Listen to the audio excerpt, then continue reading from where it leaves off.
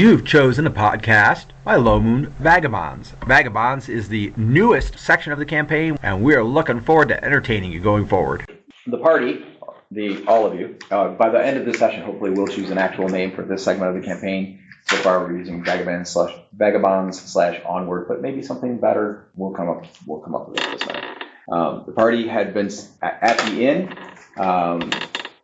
Nick joined them just in time for them to find out that there was a kill order put out for all of the elves, and Toe also joined in at the same time, and then Umbar, that's right, I'll get there eventually.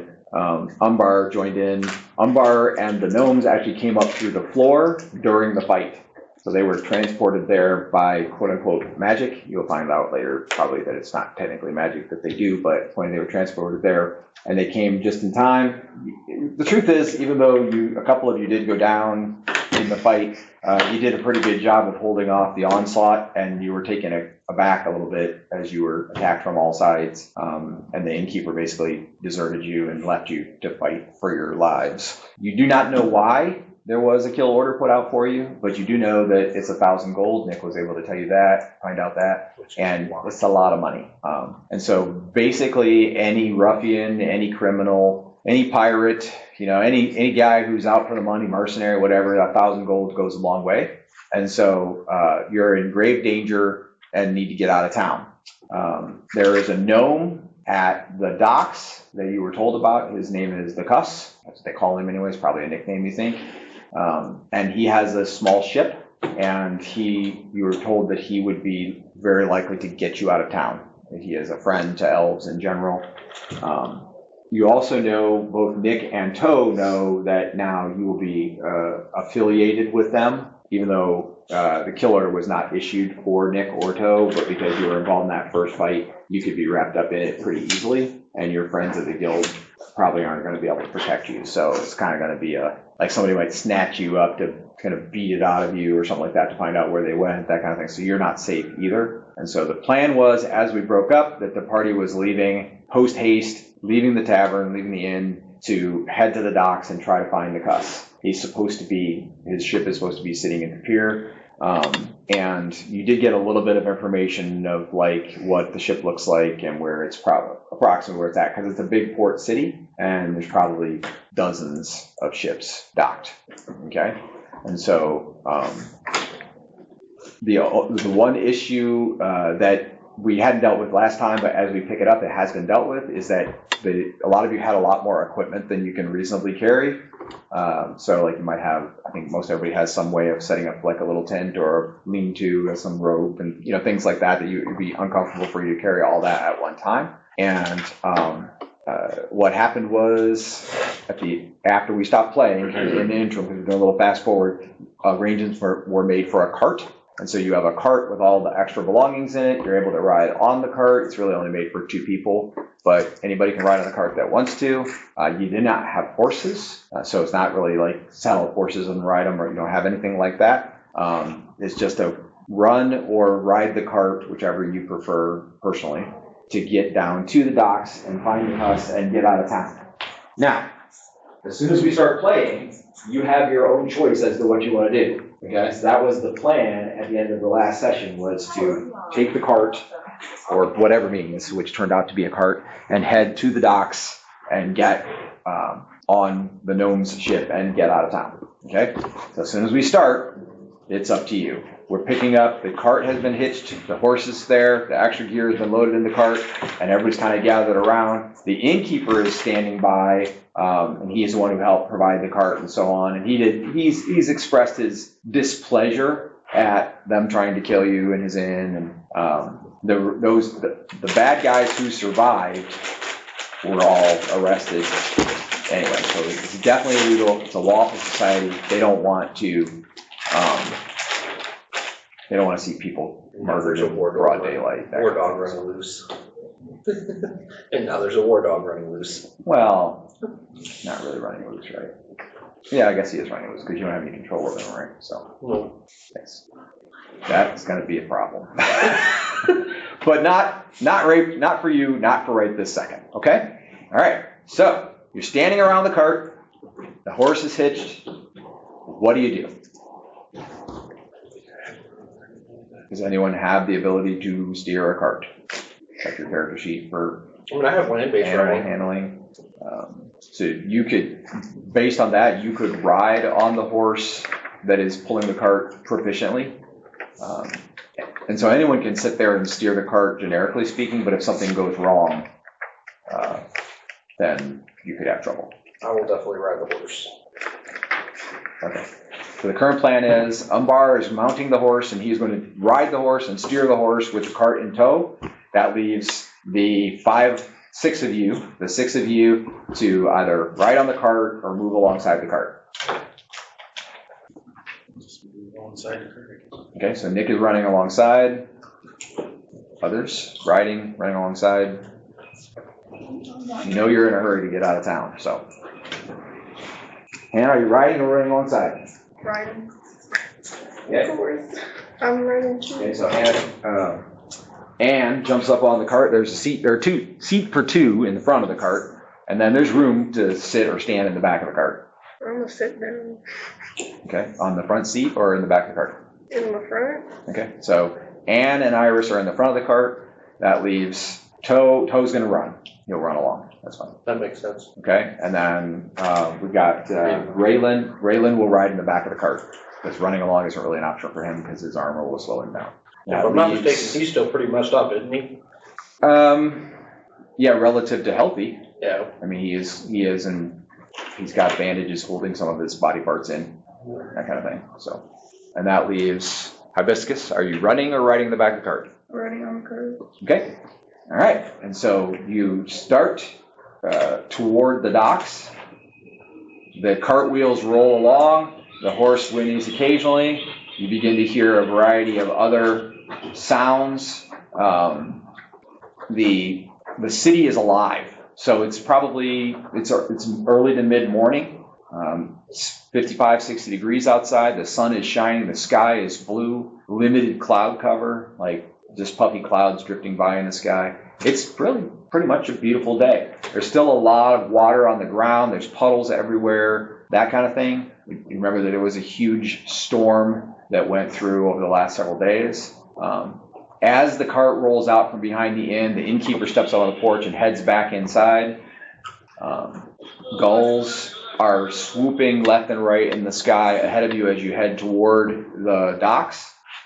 You saw at the docks, all of the elves saw, and Anne, your character name is very close to your actual name, so apologize in advance if I do that sometimes. But anyway, all of you saw the docks because you came from the ship originally. And so you kind of know it's a straight shot down, and then you're going to turn right into the bulk of the dock. There's piers, there's actual docks that go out in the water. You can see it's the Great Northern Sea, and you can see it to the horizon from there. Okay, so you already know that kind of how to get there. As you're headed down to the docks, as I said, the city is alive. The people going both directions in the street. No one's really paying you any attention. So the common man probably doesn't know anything about 1,000 gold piece kill order. They're just going about their business. You see a guy selling stuff on the side of the street. He's selling bags and bolts of material. He's calling to people to come and buy whatever. The gulls swoop around in the sky. As you're coming down, a gull comes down the street and right toward you on the horse, and then veers off and up onto one of the buildings. It is interested in giving financially to Low Moon and support the campaign. Text LMGIVE. That's LMGIVE to 419-419-0095. Otherwise, a quick and easy journey to the docks. So it's about a half mile, and the whole thing is kind of sloping downward. As you get there, you can see masts of ships sticking up, and gulls and other birds like pelicans in the sky above the water. And beyond these last few houses, you got a wide road. Beyond these last few houses, you can see the piers basically begin. And you know that the main area is to the right, so you take that corner to the right. And then all of a sudden, as you take the corner to the right, it's like the town pretty much cleared out. You see the gulls are still there, but you don't see anybody on the street leading to the piers. Now, when you came when it was storming outside really bad and you came up this way, you saw people standing like on the porches and stuff, and they had cloaks protecting them from the rain and that kind of thing. In the distance, you can hear the sounds of shipbuilding, but this actual road is pretty much empty. Then the cart pulls up to a stop on a large flat stone surface. It's cobblestones, that's like a little bit bumpy stone, and it's intermittent gray and black.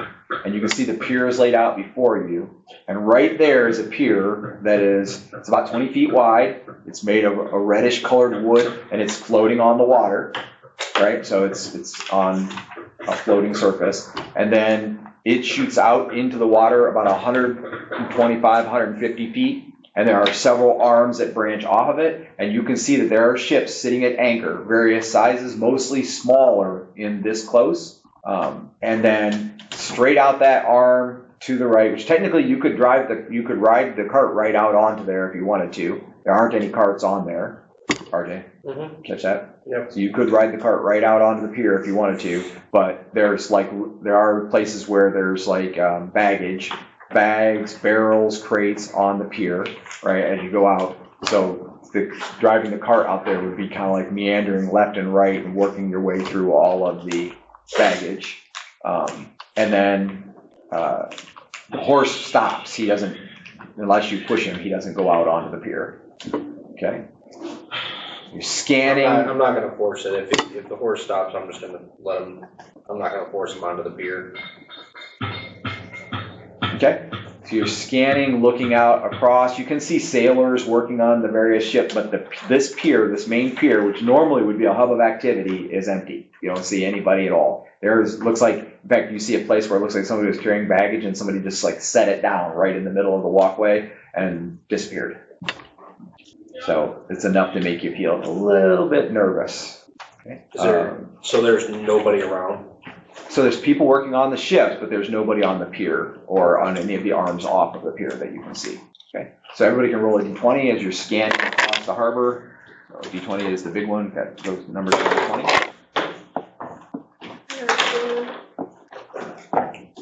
Okay. 20. 3, 5. Okay. 15. Okay. 6. You were with 20, you were blissfully unaware. 7.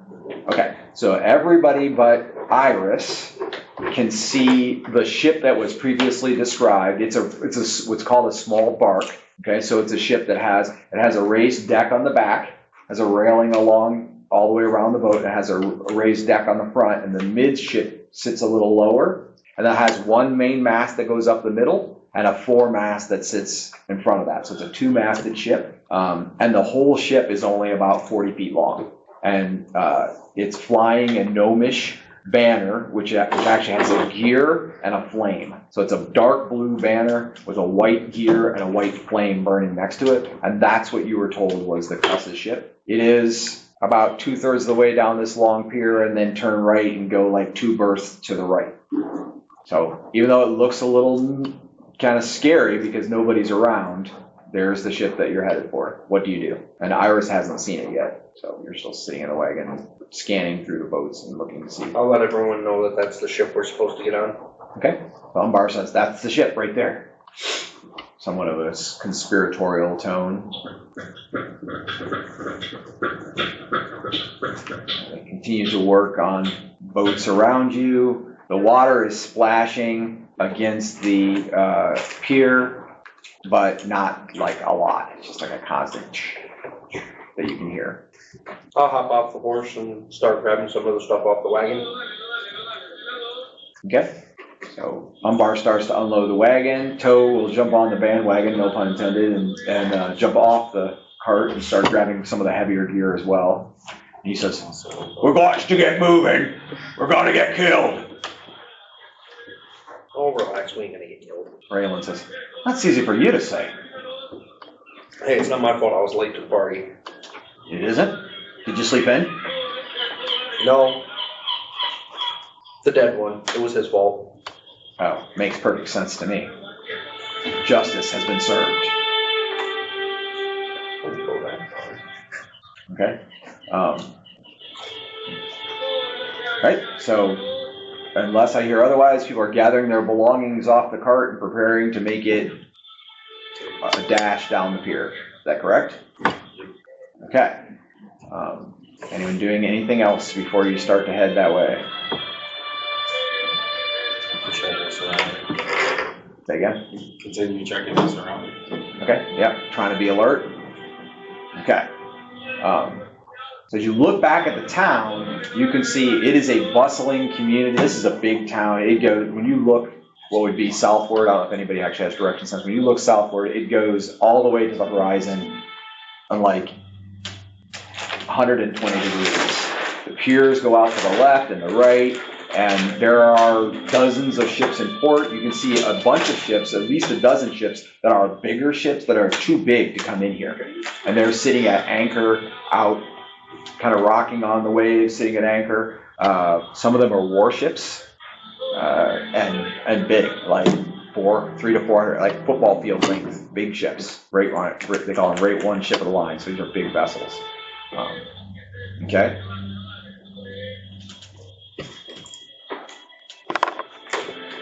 All right.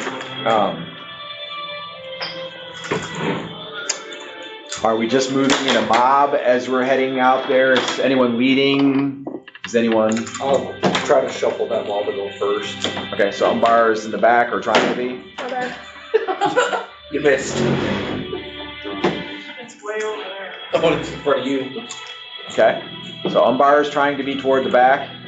Raylan is in the back as well because he's a little beat up. He's not moving as fast as everybody else. Anyone want to lead the way? Or we just all gotta like try to keep shoving to the back and stand in a mob? Guess I'll lead the way. Okay, Nick will lead the way. At this point, you do feel like you're sort of escorting them out of town. It's kind of become your role. Kind of feel bad because Your guild is their... Yeah, sure. So, out of play, Yes. since I'm a gnome, I can summon an earth elemental. No, that's only That's dark only gnomes. deep gnomes, Deep right? gnomes, Okay. correct. Okay. All right, so Nick is leading the way. Umbar and Raylan are in the rear, and the ladies are in the middle in sort of like a square. Does that sound good to you? So Lotus is on the front right behind Nick. Iris is on the back left. Anne is on the front left. And this is name tag is on. Name tag. Okay. All right. So we've got a little squadron thing going on with Nick in the lead, and then it's like 2, 2, 2. Okay. All right.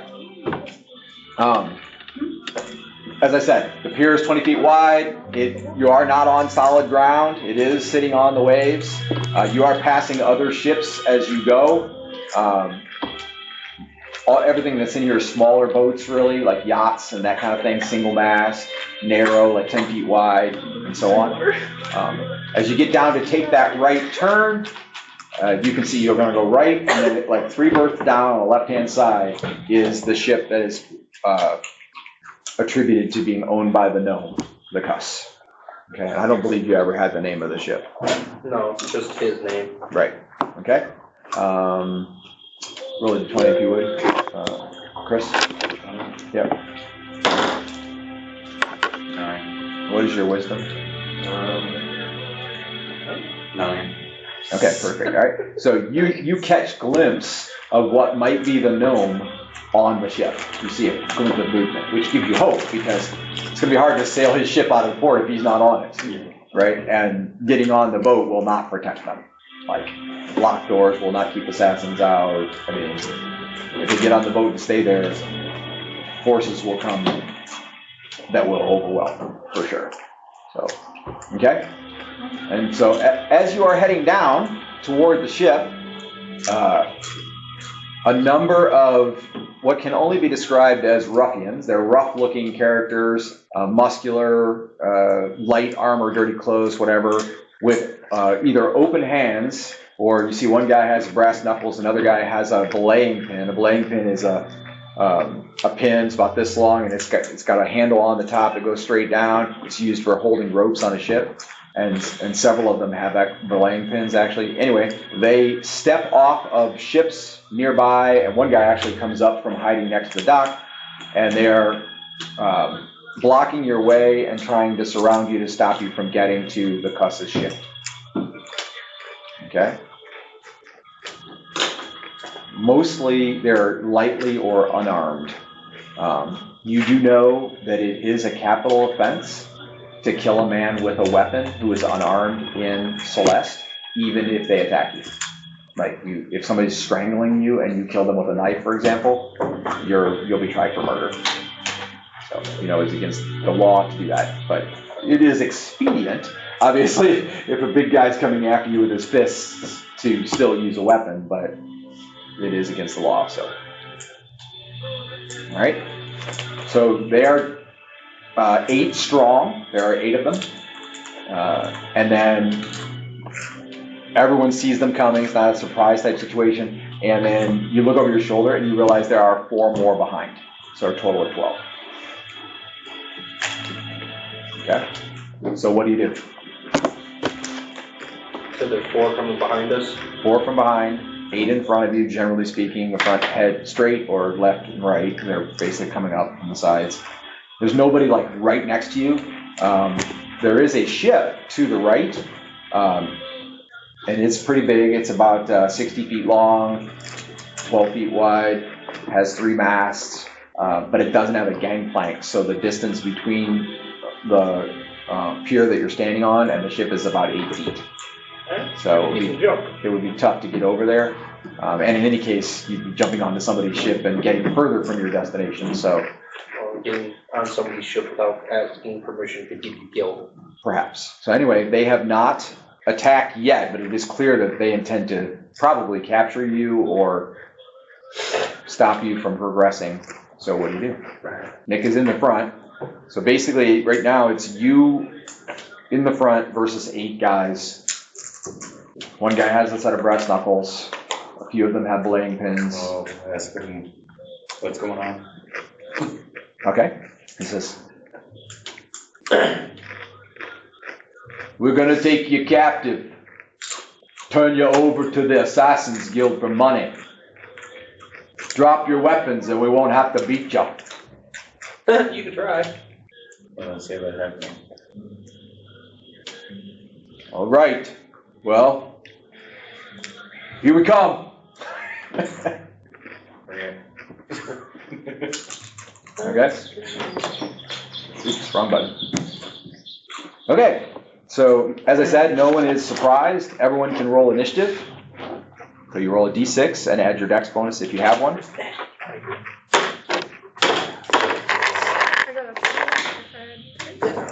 So you are, just a reminder, you're on a 20-foot wide pier. Most of the guys are in front of you. 4 of them are behind you.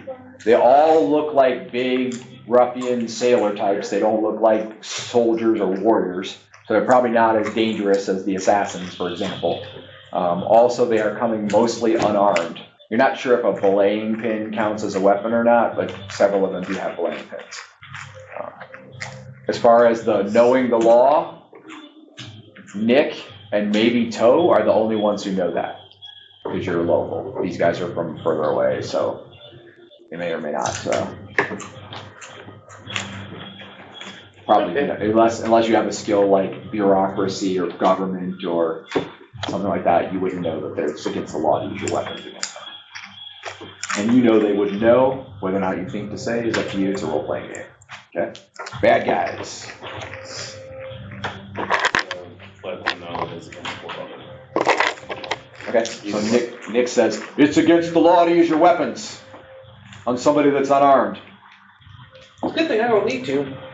The leader snickers when he hears you say that. Okay, so first we're in missile fire. So missile fire would be for somebody that wants to use a weapon or throw something, right? We don't have any druids, so we won't be doing any magic during missile fire. Did anybody want to shoot or use a weapon during missile fire? Otherwise, we're going to skip straight to melee. You want to shoot? Yeah.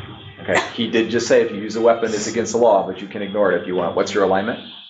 Sorrow. Probably not lawful. I don't think we had any lawful people. Are you neutral? It's The It's on the top, it says at the alignment. top. Under your character name. Either gonna have a K, It should have an N or an N. Yeah, so you're cat good, so you don't really care about the law. It could come back to bite you because they might arrest you or something, but you're trying to get out of town anyway, so it's up to you, but I would say cat good, probably wouldn't care, you can use your weapon.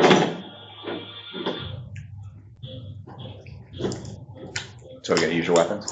Okay. Does she sling? Is that what she does? What is her weapon? All right, so you can have 2 shots.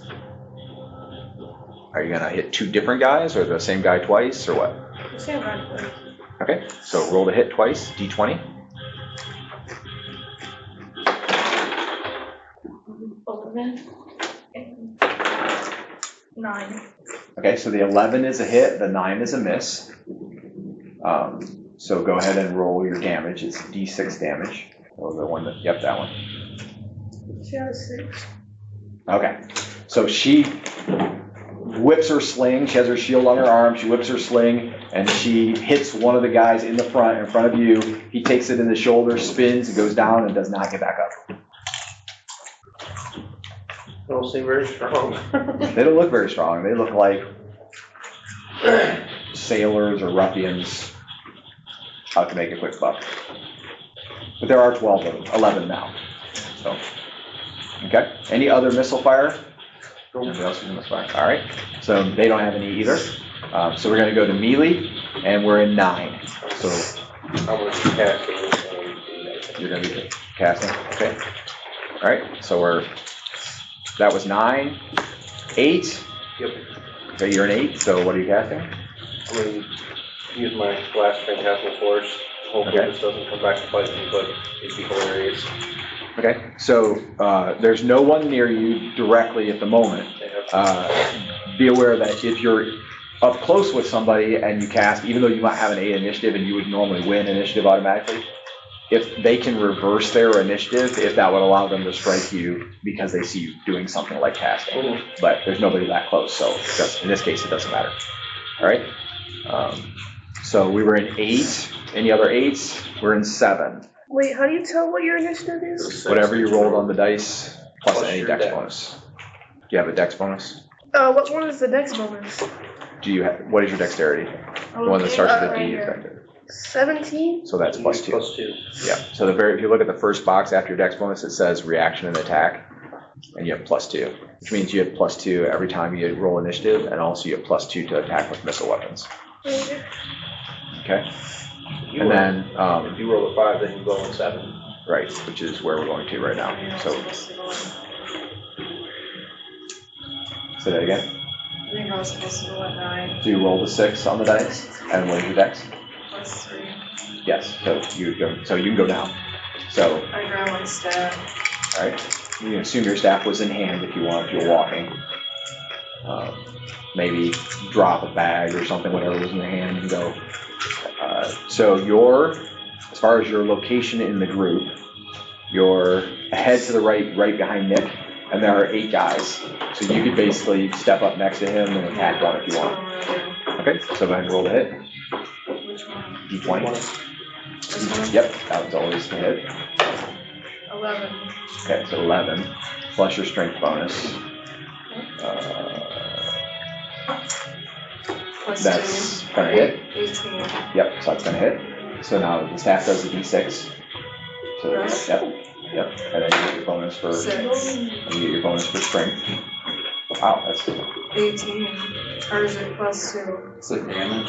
Damage is Yep. plus 4. Yep, you got it. Yep. Okay, so you did 10. Okay, so she steps past you actually on the right-hand side, and they're all charging forward now.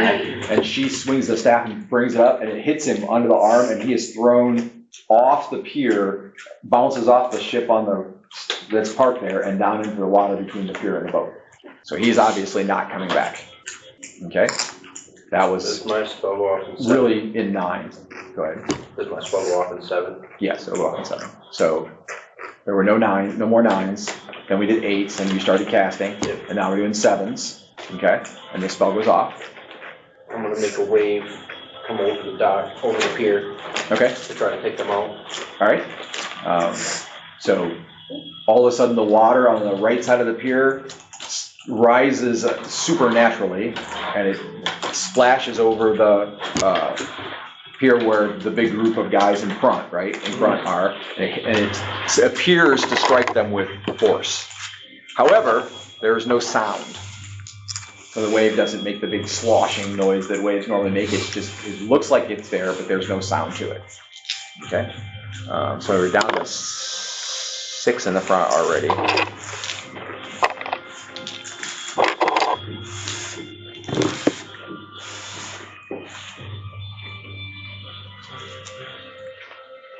Okay, so basically they appear to get drenched, it smacks them, they stagger to the side and so on, and 2 of the remaining 6 are washed over off of the pier into the water on their side. There's no ship there, so they just go into the water.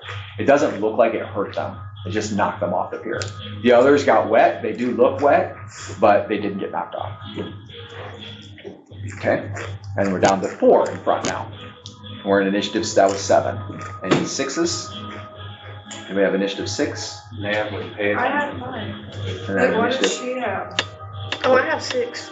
right? You have 6? Okay, that's where we're Does at she right now. have 6 as well? She already went missile fire. Yeah, she went. Yep. So now Haley has 6. Yeah. And what are you doing? Do you Okay, have so a you're deck back on and to it? the left. Behind you is Umbar, but he is looking forward because he put the wave in the front.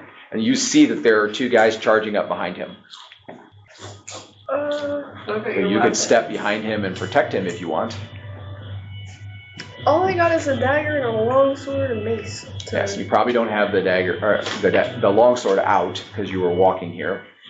So you could draw your dagger and use it. You could draw your mace and use it.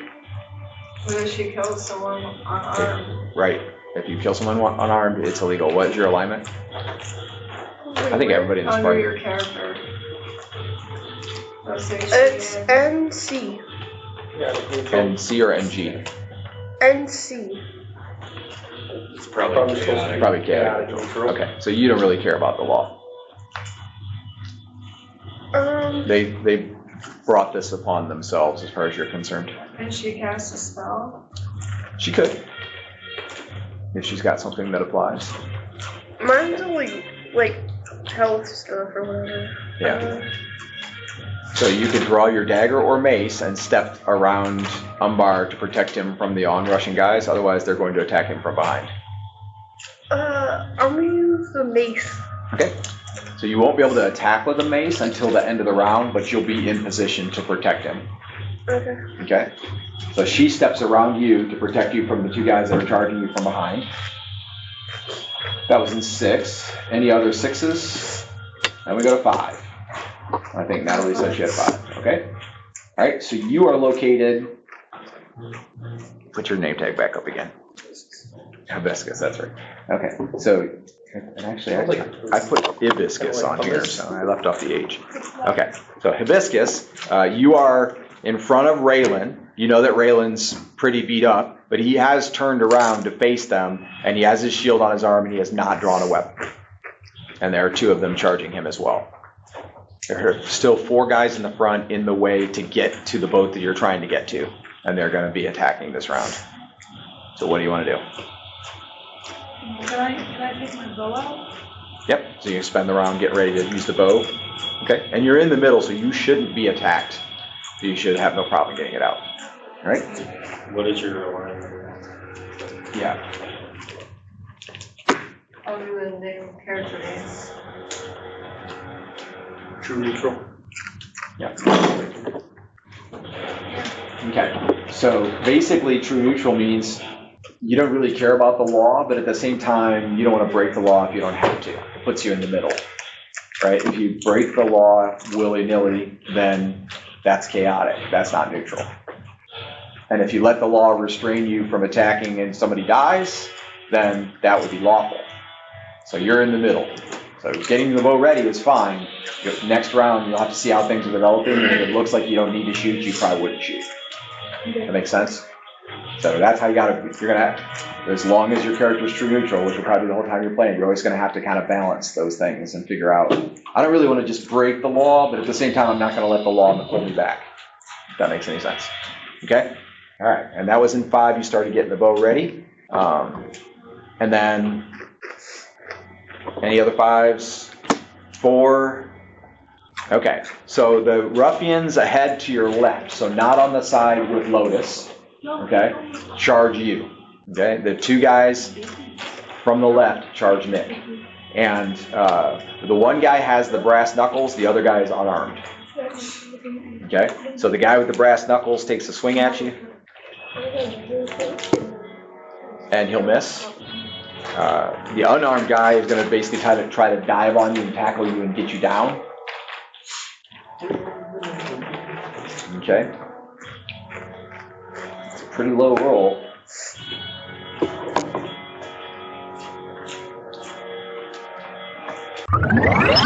If you don't want to miss any of the story, Low Moon Origins, Uprising, or Outsiders, like and follow our podcast. Please share it with friends.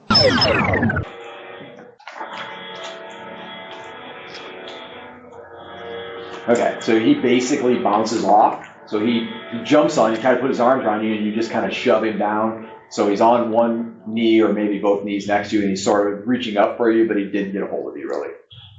Okay? So apparently you're built pretty thick, and he just kind of slugged off of you. He's pretty big too, though. Okay? And then that was in 4. Any other 4s? 3. Okay, so in 3, the 2 guys on the right from the front come toward Lotus, okay? And one of them is unarmed, so there's a rule that if you're unarmed and you try to charge somebody that has a weapon, the person with the weapon can fend you off. Doesn't mean they don't do damage, but they just kind of like keep you from attacking. So if you roll it to hit, and if you would normally hit him, he can't attack you. So you roll a d20, yep. 4. Okay, so he can try to attack you. Basically, you had just thrown that guy over, and then all of a sudden the guy's right there on top of you. And so he is going to try to dive on you and tackle you, basically. He's a little more proficient than the first guy, unfortunately. Okay, so he dives on you, and the 2 of you go flat on the ground, and he's basically laying on your legs and upper body. And you take 5 points of damage, but only 1 of it is real. So how many hit points do you have left currently? It says hit point 7. I don't know. So you guys take any damage previously? Or we got you back up to full? Yeah. Yeah. Okay. All right, so now you're at 2. But only 1 of those is real, which means as soon as the combat's over, the 4 will start coming back. Okay, So you just record a wound at -5. Just put a wound at -5. And then next to the -5, put a little 1 in parentheses. So we know that 1 doesn't come back automatically. Okay? And you and him are on the ground. Basically, he's laying on your legs and lower torso. Okay? And the other guy has a belaying pin, and he's trying to club you with it, and he missed. All right, so you see she's on the ground. The guy's got her from the waist down, basically laying on top of her, which means she's not going to be able to hit him with the staff. And the other guy's standing over, and he tried to hit her in the head, but she just kind of dodged out of the way and it barely touched her. Okay? And there are 4 guys. 2 of them are on you, 2 of them are on her. On your side. Okay. Any 3s? Okay, Raylan goes in 3.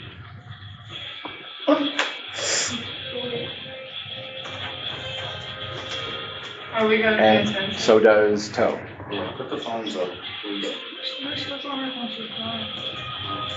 Okay, so Raylan and Toe are both acting. Okay. Toe charges in the middle between Raylan and Umbar and tries to take out the 2 guys that are going against Raylan. He's basically going to kind of charge through them. Okay. Apparently he's pretty good at it as well. Okay. So the first guy is knocked to his knees. And so it's like, so he knocked them both to their knees. And then he is pretty strong, isn't he? Yep. And so basically what happens is he runs like this, he hits both of them in the midsection, they both go to their knees, and then he slams their heads together, and then he's laying on top of them on the ground, but they're not moving. Okay. And then that leaves Raylan. Raylan steps to the right and tries to pick off the guy that's coming against Iris. And nice. So he has his shield on his left arm, and just as the two guys come face to face with Iris, Haley's character, because she stepped around to protect Umbar, he steps over and just punches the guy in the side of the head, and the guy goes and falls over unconscious. Okay, which leaves the one guy on Iris, and he attacks you with his belaying pin, and he will hit. So Iris will take 2 points of damage. I'm going to put a wound at 2 points of damage. Under wounds, just put -2, and it's real damage because it was a belaying pin. Okay, and then because it's a belaying pin, they have a 10% chance of knocking you out straight away. So if you roll, if this is a 0, there's a chance. It is, guess what? 07. Okay, so you're unconscious. Again? Yeah. So basically, she steps in to protect Umbar. Raylan takes out the one guy, and then the other guy steps up, and as she's drawing her mace and leaning in slightly, he goes whack and hits her on the side of the head, and she goes dazed and falls over unconscious. And she's just laying on the pier. She's not bleeding to death or anything like that, because it's a special effect of the belaying pin that knocked her out, not damage. Okay. All right. And then that should be the end of the round. Did anybody get missed? Okay. You're ready to use the sling again if you need to. Oh, you have 2. Okay, very good. So we're in 2. And you have 2 guys in front of you. They both already attacked you, so you can attack them back if you wish. Not sap considered. You can use the sap. It's harder to sap somebody from the front than it is from behind. Like if they see it's coming because they put their arm up or whatever, you have to actually. It has the same kind of effect as the belaying pin does. If you hit them in the head, you can knock them out. If you fisticuffs, like punch, grapple, overbear, whatever, you would get 2 chances. You could try them both. Like you could try to punch each one once, or Try to knock whatever. those out. Yeah, Get that 2-piece And combo. you're strong, so that will work in your advantage. yeah, I'll try that. Okay, so that is actually rolled on percentile dice. So you get the 2d10. Nope, These ones? that's a d8, just like that. Yep, that one and the other one like it. Yep, those 2 together. And then you read them in order. So you read the 10s die and then the 1s die. RJ, go check and see if they ended and she left. And if she did have her order pizza. 88. Okay, that's really good. All right. So, but you get bonuses for your strain. How much do you weigh? 183 pounds. Okay, so that's a bonus. And then your armor. Almost, 2. What kind of armor is this? Chainmail? Plate mail. Oh. And I got the shield. Okay. All right. Yeah. So you hit him for 8 points of damage plus your strength bonus. And what is your strength bonus? To damage. +5. Okay. So that's 13 points of damage. Okay. And basically what happens is you take a swing at him. He tries to block with his arm, and you punched him in the elbow, and then his bicep basically went into his face, and he twists around and slams flat on the dock, and he's not getting up. That's another one. So that went really well. Okay. Any specific things that anyone wants?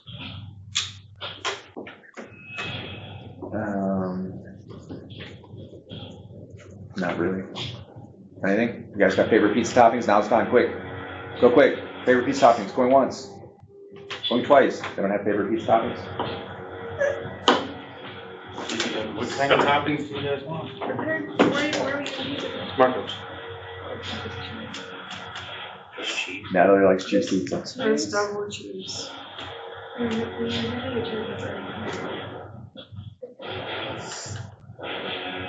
Okay. You want a salad? Where would help you? Okay. I'll take a salad for me with French because they don't have this almond vinaigrette, which is what I need here. So. Okay. I feel bad for you between the onions because I really like onions. I like to saute them and they get sweet. I know, I love them too. It's just my stomach hungry with them. But I can't eat chicken. Yes. The only kind of chicken I can have is chicken-free chicken. I can probably do a double cheese. Pizza? Okay. That's what Like they're ordering one, so. As long as there's no like pepperoni or anything. Yeah, I got a double cheese. Perfect. So. I got a meat lover and a Yes. double cheese. Okay. So while you were attacking the first guy, that triggers a second series from the other guy. So he goes before you this time. So he's going to try to punch you. And you missed anyway. So, okay. So now you can try to punch him next. So do the same thing. Same thing. Yep. Percentile that high number is what you're looking for. 93. Jeez. Okay. Okay, that's a crushing blow. So when you do a crushing blow, it's 10 points plus your strength bonus, and they're automatically knocked out or stunned. Okay. So he goes down. Skulls. All right. Yes. He's apparently he's a moker. All right. So as we end the round, the only two guys who are in the front are the ones that are attacking Lotus. One of them has tackled her to the ground. The other one's trying to shake her with his belaying pin. Everybody else in the front has been eliminated either by the wave or by the sling fire or by your mighty muscles. In the back, there's one guy, the guy that just knocked out Iris, and other than that, they're all gone. So you've had an incredible first 60 seconds. You're definitely winning, no doubt about it. Okay, so that triggers a morale check for them, and they fail. So at the beginning of the round, the one that's on her, plus the guy with the belaying pin on her, and the one that's on her, they're all trying to get away. So like, whoa, 9 of us just went down. There was a wave, and it's bad. So they were trying to run. Okay? So because they're trying to run, if you want, you can have a free swing at them. Okay? So As they're running, I'm just gonna go, you better run. okay. So Lotus can swing at one of the guys that's getting up off of her. You want to hit the guy that tried to tackle you, or the guy that, or I'm just the one that's on top of him. okay. So yeah, he's pushing off to try to get away, and then you can try to hit him with a staff. So I roll a d20. Yep. 19. Hit beautifully. Roll a d6. Yep. 1. Okay. So basically, as he gets up, he starts to try to run away. You hit him in the leg. He trips and falls, and he's laying there unconscious. Okay. The guy that was hitting with the belaying pin is trying to run, and he is running toward the cuss's ship. He's running in that direction rather than back through the party because there's a whole bunch of people there. He's not going to try to do all that. Which means if you want, you could try to strike him as he's running away. Just like, Try to stop him. Okay, roll percentile dice. He does have the belaying pin. He tries to fend you off unsuccessfully. Say again? 53. Okay, 53 plus your bonuses puts you in solid punch. So you use 6 points, and your strength bonus was 4. What was that? Damage on strength. +5. Okay, so it's 11 points. All right, and basically he spins to get away from her, and he starts to run past you, and you just clothesline him. Put your forearm of your plate mail and hits him in the forehead, and he goes straight to the deck, and he's laying there unconscious. Now, all of these people who are being unconscious that way, they are not bleeding to death. They will wake up in a matter of minutes, but you'll be gone by then. So, okay. The one that's on Iris is down on the deck unconscious. He turns to run. The only person that's there that can try to hit him is Raylan, and Raylan will try to deck him, which he rolled 96, so he knocks him out. He punches him. Okay. So all 12 guys are down in around 70 seconds. Okay. The pathway to the ship is clear. You've got bags laying around you, stuff that you dropped to start fighting. I assume you're picking up your stuff. Oh, it's just like. Well, that was effective. Yep. Yeah, we didn't really have to kill anyone. Okay. What do we do? I guess we head back to the ship, guys. Okay. Let's go look for. So we're picking up our stuff and heading to the ship, correct? Okay. There is no one anymore to stop you. So you just take the turn, and there's the ship laying out for you. It does have the gangplank, and He is standing on the poop deck, so the poop deck is about 5 foot higher than the main deck, and there's little stairs that lead up onto it. He's standing there next to the rail that has the bell and has it has a whip staff, which is like a long bar that you stand next to and steer. It doesn't have a wheel. And he's standing up there on the poop deck looking down at the 8 of you. And is someone approaching the actual gangplank as if to potentially get on the ship? All right, so Nick leads the way and the group is there. Just so everyone's aware, as soon as you picked Iris up, she was conscious. I mean, you just had to kind of go, Iris. Okay. Splash some water. Yeah, it took less than a minute to get her up. Okay. Didn't heal her wounds. All right. She has healing, right? I think so. I think she's So Holly just take them on the head round, correct? No. eventually. It'll take a little time for it to wear off. Basically, if you rest, it wears off 1 point per minute, but you're not currently resting yet. So it'll wear off like 1 every 5 minutes or so. While you're staying there talking to the gnome, probably a couple of them will go away. Check out Things Were Different Back Then, the origin story of Lord Victor told from a certain point of view. So he is staying there. What you see before you is a gnome. He's about 3.5, 3'10", something like that. He weighs about maybe 90 pounds. He has scraggly gray hair. It's moderately unkempt. He does not have a beard or mustache. His modeling on his face, all gnomes have either solidly gray skin or move toward like Caucasian in a mix. And his modeling is only on the right side of his face. It's around his eye, on his forehead, around his cheek here. Down here is gray. All this is gray. He has a pudgy round nose, as most gnomes do. And as he is standing there, he does not have any weapons on him. And he is the only person on the boat. So in theory, you could just, if he disagrees, you could just probably steal it. But that wouldn't be very nice. But anyway. That's what I plan to do. As you approach the gangplank, he says, "Hold it there. Hold it. I don't think I want your brand of trouble on my boat." I'll make my way to the front. Pride. Who that be? Just me. Hi. He's looking at your face. How is the color on your face? Did you ever decide? It's percentage of similar. Okay, partially. Yeah. Yeah. Typically, the illusionists have more Caucasian than less. So the more, like, if you have more than 50% of your face, if you have a high wisdom bonus and are illusionist, more than 50% of your face would be Caucasian. Like that's usually 70, I think, is what I put down. Okay, 70%. Okay.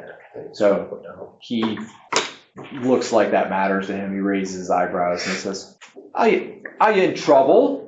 Well, I was just told that I need to help them get out of town, so that's what we're trying to do. So now you want me to help them get out of town?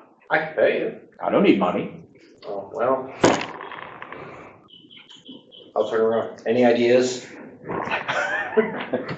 Okay. He's asking all of you. I can say. That's what I'm saying. No. Just walk around. Take Yeah, this. do bear in mind that probably none of you actually know how to sail a ship, so there is that kind of a snag. So I'll learn. Well, Throw it off the we're in a boat. little trouble. We won't cause any trouble. who be ask you to get him out of town? Isn't it Painter? Victor, your master, who put you on this quest, yes. I'm not sure if you heard of him, but Victor sent me. Victor Projecto? Yeah. Well, of course. I mean, he's a pretty well-known person. Every gnome knows that name. I would imagine so. He's a pretty popular guy. At least in Dulan and Aldufish, anyway. But he sent me to protect them. I'm not entirely sure why. Unfortunately, the only one that did know is currently no longer with us. Huh. Well, But I figured if it's coming from Victor, it's got to be important. so where you going? If you leave here, where to? That's a great question. Okay. So all of the elves and Anne know that you were originally on a quest or mission, if you will, for your father to deliver some ship parts, which you have them. They're brass parts for a ship that was ordered from your father. Seemed like a peaceful mission overall, not a people trying to kill you type thing. Yeah, it shouldn't be anything like that. And I believe, if I'm correct, it was Lotus that was carrying the parts. Does that sound right?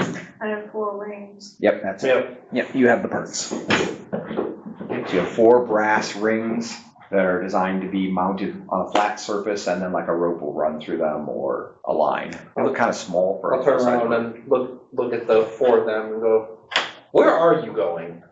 So your task would take you on through what's called the Gnome Hold, which is a nation of gnomes basically, and then on to Geoff, and the person who bought the parts lives near Geoff, the capital of Geoff. That's where we're going. Yeah. Oh, well, just in luck then. I was putting off just tomorrow to head to the Gnome Hold. Do you think we can leave now? Well, being as it's not very much of an inconvenience to me, I think I could help you out with that. Can any of you cook? How do we know that? I can't. Cooking skill. Where is it?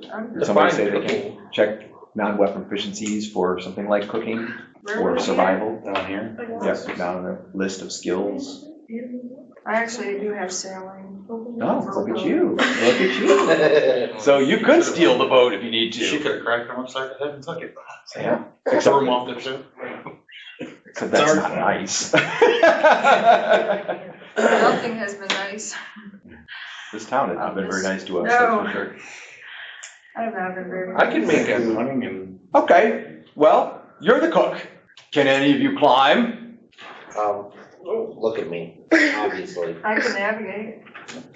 You're the navigator. Hey, I've got navigation too. Directions. So all the thieves can climb and the assassin can climb. Okay. I don't Obviously. see that. Oh, you got direction It's sense? so it would be, Nice. We have direction sense and navigation.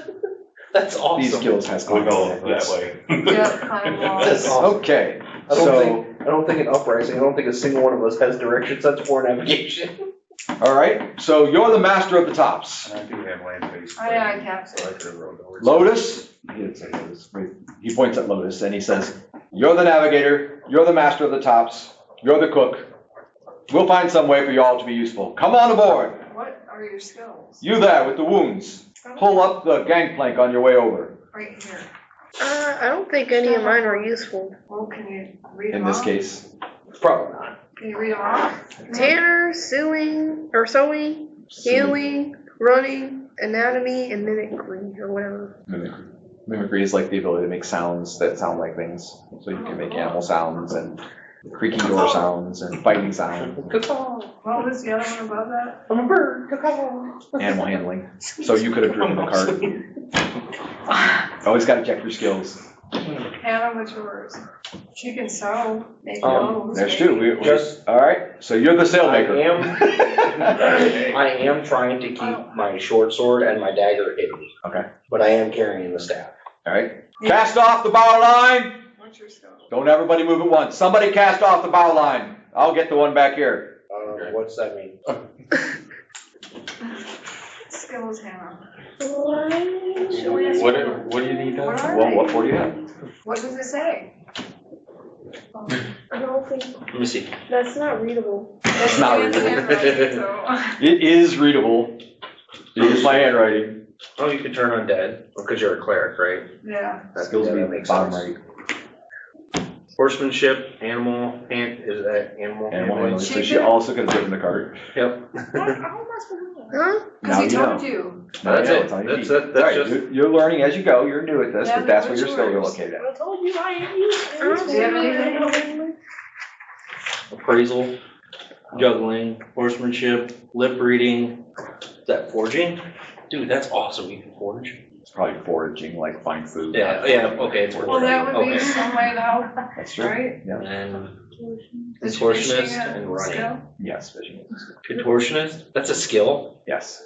So I'm basically, assuming it makes it harder for her to get grabbed Yeah, or get tied, like she can or get tied up. dislocate her joints to get out of bonds and squeeze in small spaces and stuff like Dude, that. that's awesome. No, it's not, we can do That is awesome. It's gonna come in handy. That'll definitely come in handy. Okay, so you are aboard ship. I assume eventually probably Lotus, it sounds like Lotus is the only one who actually knows how to operate the ship. So between the gnome and Lotus, you get the lines cast off, you get some sail down, you raise the kedge anchor, which is a tiny little anchor, it takes only a minute to pull it up, and the boat starts to pull away from the pier. As that's happening, you can see a group of armed individuals on horseback arrive up where you left the cart, but they'll never get down there in time. You'll be long gone by the time they can get I'll there. wave. Okay. So the ship does not. It's a small bark, small compared to a lot of the other vessels. So it doesn't have like individual cabins for everybody. There's one extra cabin other than the one that the cuss is staying in, and after you guys show that basically Lotus is the only one who knows what's going on, he assigns that cabin to Lotus. I offer it to my sisters, me and my sisters. Okay, so it'll be tight, but you could all sleep in there theoretically. So the three of you, so they have hammocks in the hold that hang, and is there like a crow's nest? So not really. There's a 2 foot by 2 foot wooden platform. Remember, this is a smaller bark, Okay. But it is possible to go up there and see far distances and stuff, but it wouldn't be comfortable to sleep unless you're gonna like tie yourself in. So I'll just go find a hammock. Okay. If need be, I'll find a hammock. So there are hammocks. He's got, the ship would handle up to like 20 or 30 crew. So he has hammocks strung in the hold, and you can just pick one, and there won't be anybody next to you because it's just the I have a cuss hammock and you in my guys. That's it. Hammock? Yep, Nice. I have a hammock of my own. Yeah. Good, I'm taking one. Stay tuned for more Low Moonian adventures.